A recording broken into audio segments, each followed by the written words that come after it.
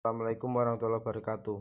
Nama saya Bahrudin Rosidi, NPM 03 2018 107 514. Saya akan meresum materi distribusi tenaga listrik.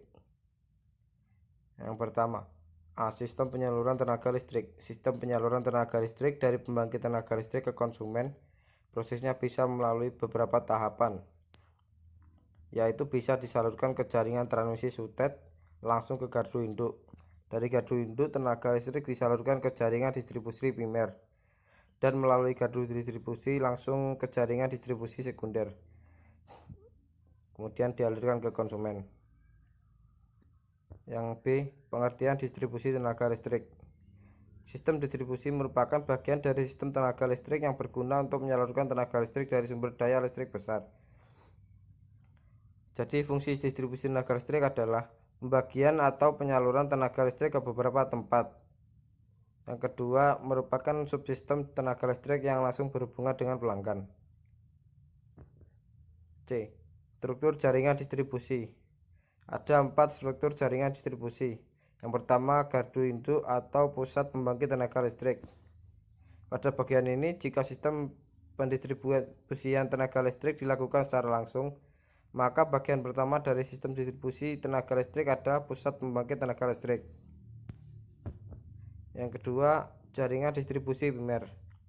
Jaringan distribusi primer merupakan awal penyaluran tenaga listrik dari pusat pembangkit tenaga listrik ke konsumen untuk sistem pendistribusian langsung.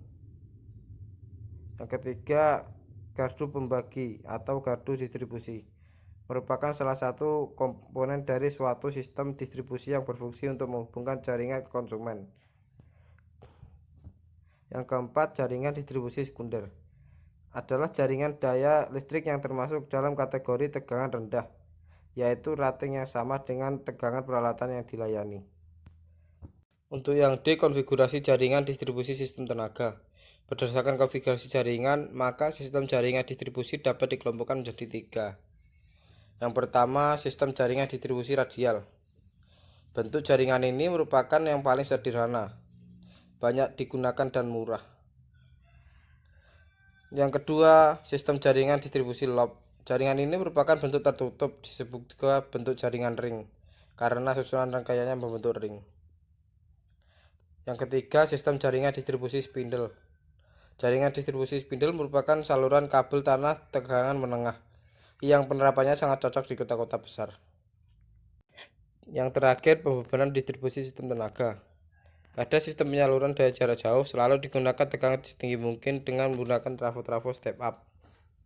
Nilai tegangan yang sangat tinggi ini menimbulkan beberapa konsekuensi antara lain berbahaya bagi lingkungan dan mahalnya harga perlengkapan-perlengkapannya.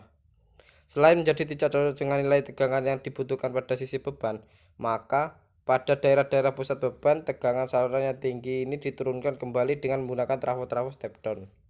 Akibatnya, bila ditinjau dengan nilai tegangannya, maka mulai dari titik sumber hingga di titik beban, terdapat bagian-bagian saluran yang memiliki nilai tegangan yang berbeda-beda.